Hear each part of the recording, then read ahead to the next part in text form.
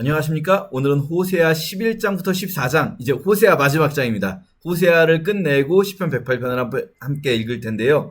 호세아서 11장에서 14장까지 사실 주제의 흐름은 11, 12, 13장 다 똑같아요. 14장 마지막 장만 이제 하나님께서 반드시 너희를 회복시키신다. 너희 돌아와라. 이렇게 해서 마무리가 되고요. 11, 12, 13장은 계속 심판과 회개의 촉구, 그리고 회개하면은 반드시 받아줄 거다. 요 부분이 계속 반복돼요. 자, 11장부터 좀 보시면요. 11장에 이스라엘이 어렸을 때 애굽에서 불러냈다. 요거 사실 저희가 이사야, 예레미야, 에스겔, 호세아 계속 너무 많이 보죠.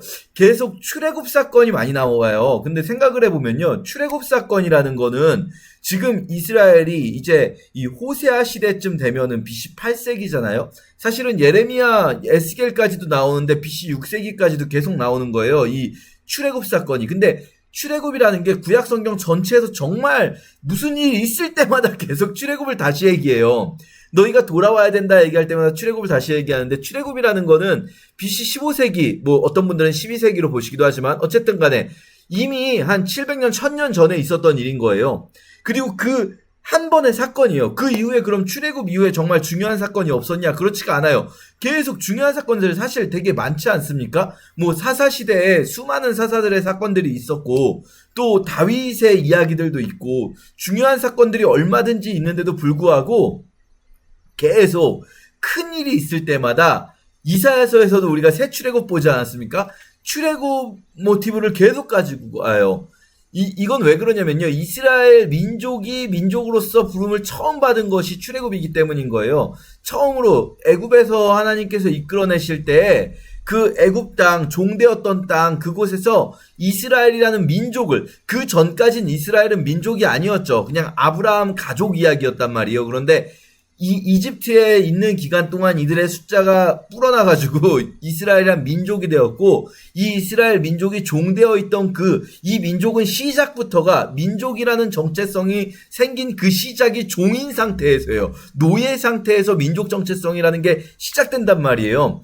그들을 부르신 첫 번째 사건인 출애굽이 계속해서 반복돼서 나오는 거예요. 이건 뭐랑 같냐면, 우리식으로 말한다면 우리가 계속 잊지 말아야 될 건 뭐냐면 예수 그리스도의 십자가 사건이에요. 그리고 그 예수 그리스도의 십자가 사건이 계속 반복되는데, 우리의 삶 속에서 또 인류의 역사 속에서 계속 예수 그리스도의 십자가 사건으로 계속 돌아가야 돼요. 우리는 이게 지겹다, 언제까지 십자가 얘기만 할 거냐, 이럴 수 있는 문제가 아닌 거예요. 마치 우리가 구약을 보면서 와, 왜 이렇게 출애굽 사건이 많이 나오지, 이거 이제 그만 나왔으면 좋겠다, 지겹다, 읽는 사람 입장에서 그렇게 생각할 수도 있지만, 이스라엘 백성에게, 당시의 이스라엘 백성에게 하나님이 계속해서 반복적으로 출애굽을 이야기하시는 이유는 결국은 이 사건으로 계속 돌아가야 이들이 어디까지 멀어졌더라도 다시 여기에서부터 출발할 수가 있거든요. 이 출발 지점으로 계속 다시 돌아와야 되는 거예요. 이거는요, 한번 출발했으니까 이제는 쭉 떠나가는 그런 개념이 아니라 이들이 있어야 할 기준점인 거예요, 여기가. 그래서 이들이 떠나갔다가도 다시 기준점으로, 떠나갔다가도 다시 기준점으로 돌아와야 되는 것처럼, 인류 역사에서 예수 그리스도의 십자가 사건이 바로 그런 위치를 차지하고 있는 거겠고요. 우리들 개개인, 그리스도인 개개인에게는 그 십자가를 내가 처음 믿은 그 순간, 첫 믿음이라는 말 많이 쓰잖아요. 첫사랑. 내가 예수 그리스도의 십자가 사건을 처음 믿고 구원받은 그 시점으로 계속해서 우리의 신앙이 돌아가야 되는 거예요. 우리는 이렇게 믿음이 좋아지니까 나중에는 이제 그 십자가 사건은 이제 떠나보내고, 그거는 이제 내가 지나왔고, 그 정도는 내가 통과했고, 이제 나는 다음 단계를 향해서 계속 나가는 게 아니라 계속 다시 그 십자가 사건으로 돌아와야 되는 거죠.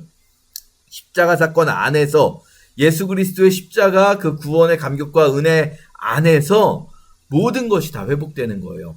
그러니까 다시 출애굽 때에 주신 그 구원의 감격을 회복하는 것이, 이게 수천 년이 흘렀더라도 여전히 이스라엘이 돌아가야 할 유일한 곳이 되는 거죠. 자, 그렇게 애굽에서 불렀다라는 것을 다시 강조하시는 거예요. 그럼에도 불구하고 그들은 잊었다. 11장에서 조금 어려울 수 있는 단어들 설명드리면은, 에브라임이 어찌 놓겠느냐 하시면서, 에브라임은 계속 말씀드리지만 북이스라엘을 대표하는 표현입니다. 여기서 너를 아드마 같이 놓겠느냐, 너를 스보임 같이 두겠느냐 하는데요. 아드마, 스보임은 소돔과 고모라 생각하시면 돼요. 우리는 이제 소돔, 고모라 두 개만 대표적으로 창세기 에피소드가 나오기 때문에 소돔과 고모라만 기억하는데, 특히 소돔만 기억하는데, 사실 소돔이 멸망할 때 같이 멸망하는 도시가 5개예요. 그래서 소돔과 고모라, 아드마, 스보임, 소알이 이렇게 같이 있었는데 이들이 같이 멸망하는, 아드마와 스보임도 소돔과 고모라처럼 멸망하는 도시들이거든요. 그렇게 내가 어찌 너를 그렇게 버리겠느냐, 너희를 내가 진노했지만, 그리고 너희의 이런 죄악들 때문에 내가 너희에게 징계하고 있지만, 그러나 너희를 완전히 버리고자 하는 게 아니다. 돌아와라, 제발 좀 돌아와라 라고 하는 거예요. 이게 이제 계속되는 겁니다.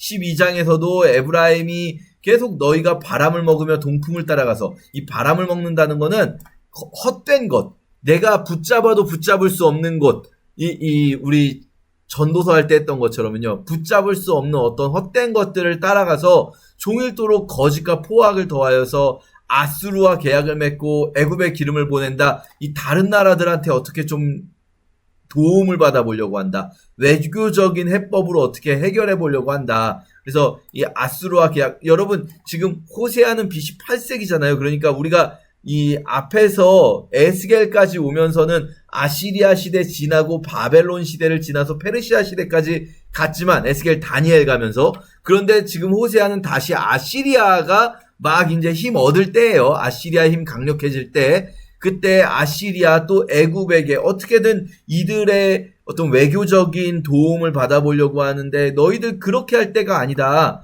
너희의 행위를 돌이켜야 되는데 너희가 행실대로 보응을 받을 거다 라고 하면서 이번엔 야곱 이야기를 합니다. 12장에서는. 그러니까 이 11장에서 출애굽 모티브를 가지고 온다면 12장에서는 야곱 모티브를 가지고 오는 거죠. 야곱이 어땠습니까? 천사와 겨루어 이기고 울면서 천사에게 간구해서 하나님을 만나지 않았냐. 그만큼 간절하게, 너도 야곱이라는 인물이 정말 선한 인물이 아니었잖아요. 그의 영 발뒤꿈치를 잡고 막 하나님과 겨루려고 하고 그런 어떤 자기 능력을 의지한 이였어요. 그렇지만 그가 결국에 찾게 된 건 뭡니까? 결국에 그가 천사와 이긴 것 같았지만 아니에요. 결국 그는 그 앞에, 천사 앞에 울면서 하나님 좀 만나달라고 하지 않았느냐. 그러니까 너희도 돌아와라. 너희 하나님께로 돌아와서 인애와 정의, 계속 반복되죠. 인애와 정의, 헤세드와 ጼ다카, 이 인애와 인자를 베푸는 것, 그리고 정의를 행하는 것, 이것을 하면서 너희의 하나님을 바래라. 하나님께 돌아간다는 건 뭐겠습니까? 인애와 정의를 지키는 것이에요. 사랑과 정의, 이렇게 지키는 것이겠죠. 그런데 너희는 지금 어떻게 하고 있냐면, 야곱이 악했던 시절, 그때 야곱, 그러니까 이 베델에서 하나님을 만나기 전에 야곱 이야기를 또 해요. 그는 상인이라 거짓 저울을 가지고 속이기를 좋아한다. 그러면서 에브라임이 야곱처럼, 야곱의 후예들인 에브라임이 말하기를, 나는 실로 부자인데 내가 재물을 얻었는데 내가 죄라고 할 만한 불의를 찾아낼 자가 없다. 내가 잘못한 게 뭐가 있어? 뭐 이러는 거죠. 내가 잘못한 게 뭐가 있어? 내가 노력해서 돈 벌었는데. 그런데 사실 이때 이 야곱과 에브라임으로 대표되는 이 상인들은요, 사실 여기 상인이라고 하는 단어가요, 케나안인데 이게 가나안의 원형이 돼요. 이 가나안 지역의 상인들은요, 사실은 너무나 당당하게 그 속이는 저울추, 이런 것들이 가나안 지역의 풍습에서 온 것들이거든요. 이스라엘 안에 들어온 거예요. 저울추의 무게를 속이고 이러는데 이거를 죄라고 생각하질 않아요. 이런 거는 죄가 아니라 장사 기술인 거예요. 장사 기술.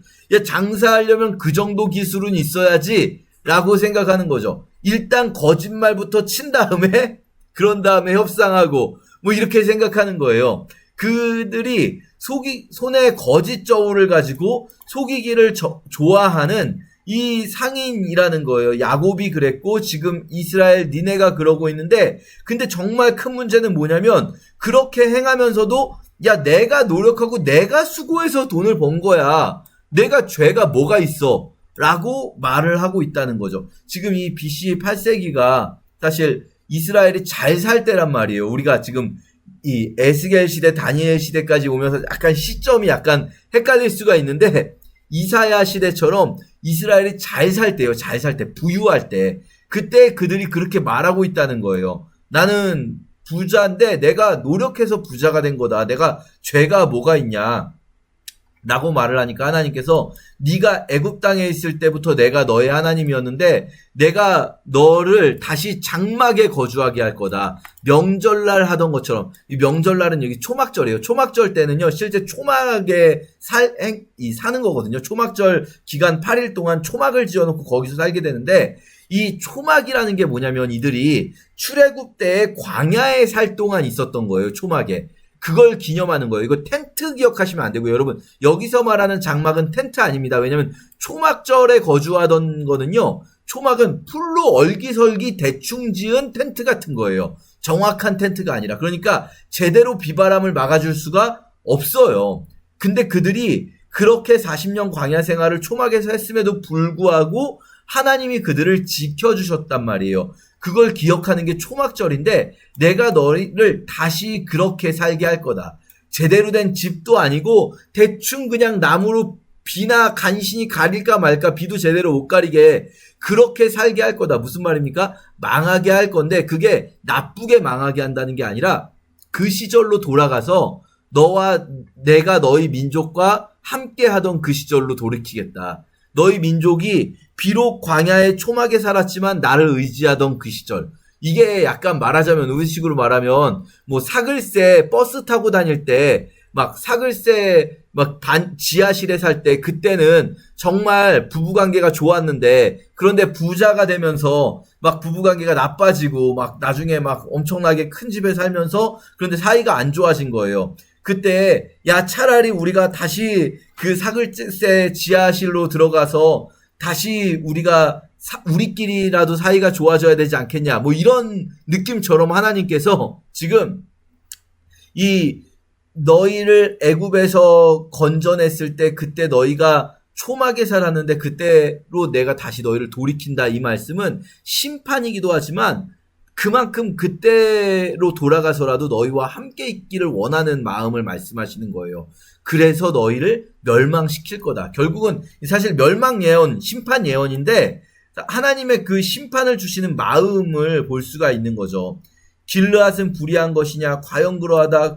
길갈에서는 숫송아지를 제사를 드린다. 이 말씀드렸죠. 길르앗, 길갈 이 도시들, 이 지역들이 다 성소란 말이에요. 길르앗 같은 경우는 야곱이 지나왔던 길이에요. 돌아올 때 야곱이 바단 아람 혹은 아람 나하라임이라고 하는 곳에 그곳에 있는 자기 그 삼촌 라반을 찾아가잖아요. 외삼촌을. 그 아람 나하라임에서 돌아올 때 길르앗을 지나온단 말이에요. 그래서 여기 북이스라엘의 중요한 도시들, 성소들인데 거룩한 신과 관련된 도시들, 하나님과 관련된 도시들인데 그곳에서 너희가 쌓는 제단들이 무슨 의미가 있냐. 야곱이 아람의 들, 이 아람의 들, 아람 평원이라는 뜻이 아람 나라임이거든요. 아람의 들로 도망갔을 때 이스라엘이 또 야곱 이스라엘 같은 이름이죠. 이스라엘이 아내를 얻기 위해서 결국은 사람을 섬기면서 고생하지 않았냐.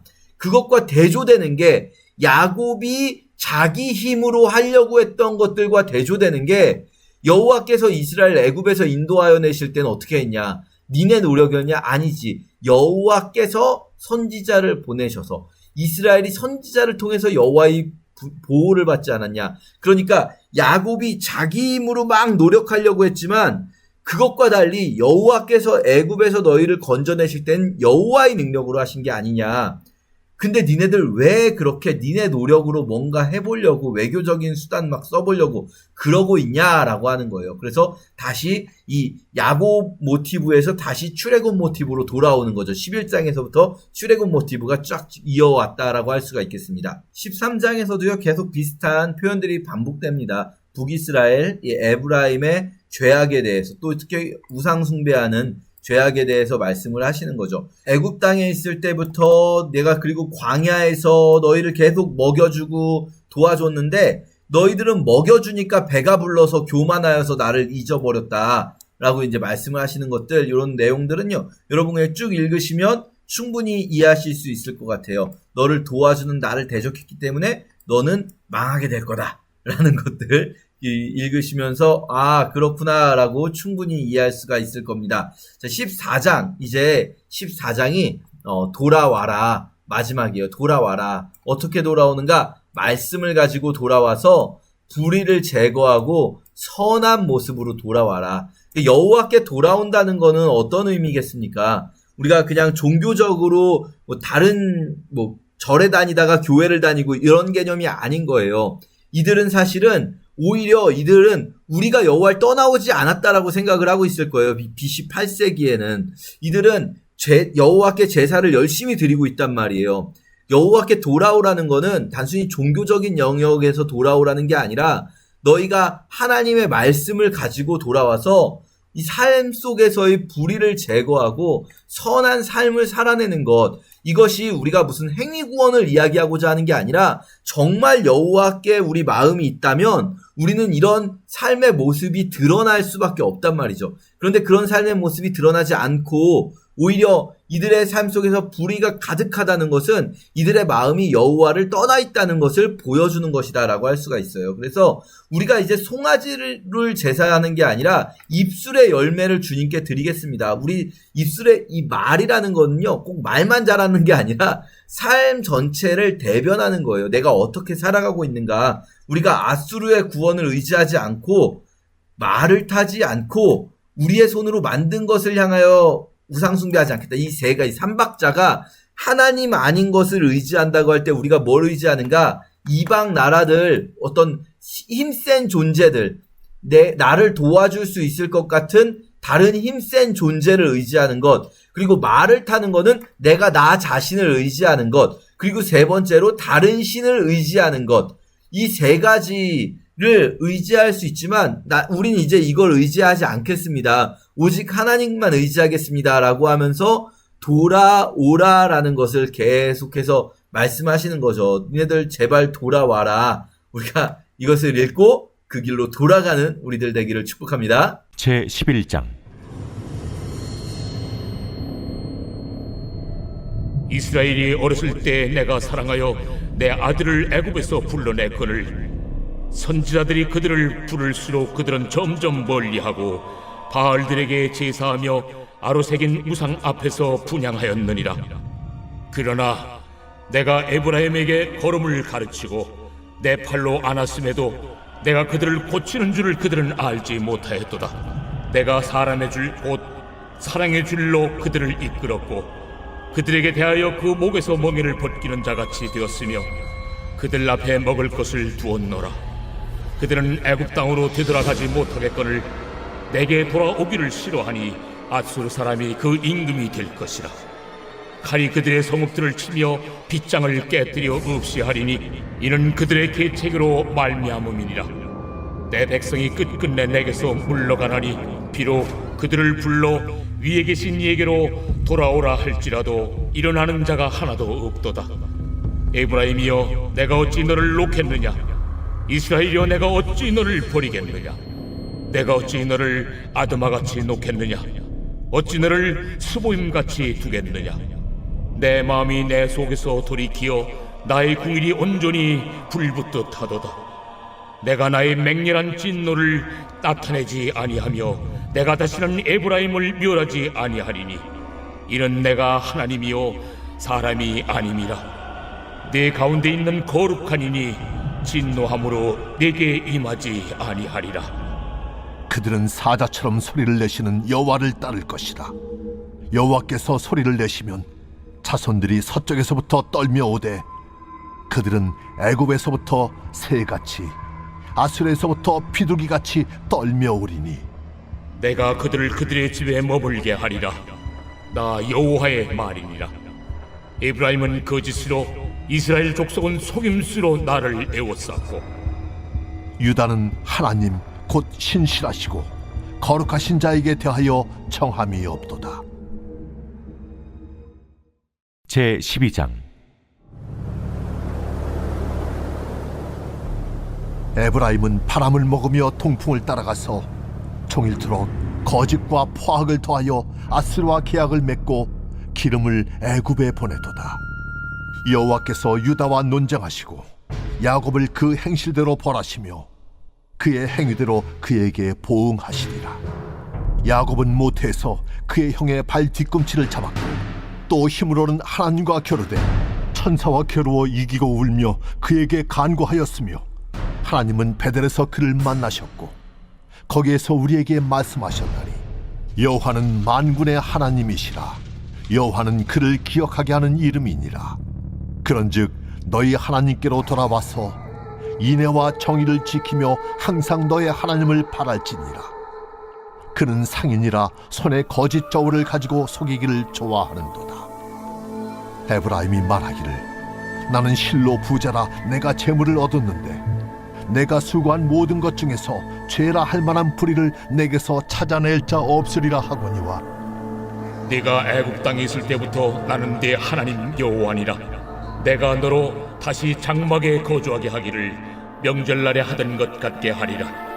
내가 여러 선지자에게 말하였고 이상을 많이 보였으며 선지자들을 통하여 비유를 베풀었노라. 길르앗은 불의한 것이냐? 과연 그러하다. 그들은 거짓되도다. 길갈에서는 무리가 수송아지로 제사를 드리며 그 제단은 반이랑에 쌓인 돌무더기 같도다. 야곱이 아람의 둘로 도망하였으며 이스라엘이 아내를 얻기 위하여 사람을 섬기며 아내를 얻기 위하여 양을 쳤고 여호와께서는 한 선지자로 이스라엘을 애굽에서 인도하여 내셨고 이스라엘이 한 선지자로 보호받았거늘 에브라임이 경노하게 함이 극심하였으니 그의 주께서 그의 피로 그의 위에 머물러 있게 하시며 그의 수치를 그에게 돌리시리라. 제13장 에브라임이 말을 하면 사람들이 떨었도다. 그가 이스라엘 중에서 자기를 높이더니 바알로 말미암아 범죄함으로 망하였거늘 이제도 그들은 더욱 범죄하여 그 은으로 자기를 위하여 우상을 부어 만들되 자기의 정교함을 따라 우상을 만들었으며 그것은 다 은장색이 만든 것이거늘 그들은 그것에 대하여 말하기를 제사를 드리는 자는 송아지와 입을 맞출 것이라 하도다. 이러므로 그들은 아침구름 같으며 쉬이 사라지는 이슬 같으며 타작마당에서 광풍에 날리는 쭉정이 같으며 굴뚝에서 나가는 연기 같으리라. 그러나 애굽 땅에 있을 때부터 나는 네 하나님 여호와라. 나밖에 네가 다른 신을 알지 말 것이라. 나 외에는 구원자가 없느니라. 내가 광야 마른 땅에서 너를 알았거늘 그들이 먹여준 대로 배가 불렀고 배가 부르니 그들의 마음이 교만하여 이로 말미암아 나를 잊었느니라. 그러므로 내가 그들에게 사자 같고 길가에서 기다리는 표범 같으니라. 내가 새끼 잃은 곰같이 그들을 만나 그의 염통 거풀을 찢고 거기서 암사자같이 그들을 삼키리라. 들짐승이 그들을 찢으리라. 이스라엘아, 네가 패망하였나니 이는 너를 도와주는 나를 대적함이니라. 전에 네가 이르기를 내게 왕과 지도자들을 주소서 하였느니라. 네 모든 성읍에서 너를 구원할 자 곧 네 왕이 이제 어디 있으며 네 재판장들이 어디 있느냐. 내가 분노함으로 네게 왕을 주고 진노함으로 패하였노라. 에브라임의 불의가 봉함되었고 그 죄가 저장되었나니 해산하는 여인의 어려움이 그에게 임하리라. 그는 지혜 없는 자식이로다. 해산할 때가 되어도 그가 나오지 못하느니라. 내가 그들을 수월의 권세에서 속량하며 사망에서 구속하리니 사망아, 내 재앙이 어디 있느냐. 수월아, 내 멸망이 어디 있느냐. 뉘우침이 내 눈앞에서 숨으리라. 그가 비록 형제 중에서 결실하나 동풍이 오리니 곧 광야에서 일어나는 여호와의 바람이라. 그의 근원이 마르며 그의 샘이 마르고 그 쌓아둔 바 모든 보배의 그릇이 약탈되리로다. 사마리아가 그들의 하나님을 배반하였으므로 형벌을 당하여 칼에 엎드러질 것이요 그 어린아이는 부서뜨려지며 아이벤 여인은 배가 갈라지리라. 제14장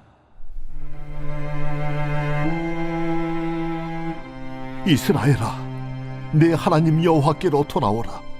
내가 불의함으로 말미암아 엎드러졌느니라. 너는 말씀을 가지고 여호와께로 돌아와서 아뢰기를 모든 불의를 제거하시고 선한 말을 받으소서. 우리가 수송아지를 대신하여 입술의 열매를 주께 드리리이다. 우리가 아수르의 구원을 의지하지 아니하며 말을 타지 아니하며 다시는 우리의 손으로 만든 것을 향하여 너희는 우리의 신이라 하지 아니하오리니 이는 고아가 주로 말미암아 긍휼을 얻음이니이다 할지니라. 내가 그들의 반역을 고치고 기쁘게 그들을 사랑하리니 나의 진노가 그에게서 떠났음이니라. 내가 이스라엘에게 이슬과 같으리니 그가 백합과 같이 피겠고 레바논 백향목 같이 뿌리가 바뀔 것이라. 그의 가지는 퍼지며 그의 아름다움은 감람나무와 같고 그의 향기는 레바논 백향목 같으리니 그 그늘 아래에 거주하는 자가 돌아올지라. 그들은 곡식같이 풍성할 것이며 포도나무같이 꽃이 필 것이며 그 향기는 레바논의 포도주같이 들리라. 에브라임의 말이 내가 다시 우상과 무슨 상관이 있으리요 할지라. 내가 그를 돌아보아 대답하기를 나는 푸른 잣나무 같으니 내가 나로 말미암아 열매를 얻으리라 하리라. 누가 지혜가 있어 이런 일을 깨달으며 누가 총명이 있어 이런 일을 알겠느냐. 여호와의 도는 정직하니 의인은 그 길로 다니거니와 그러나 죄인은 그 길에 걸려 넘어지리라.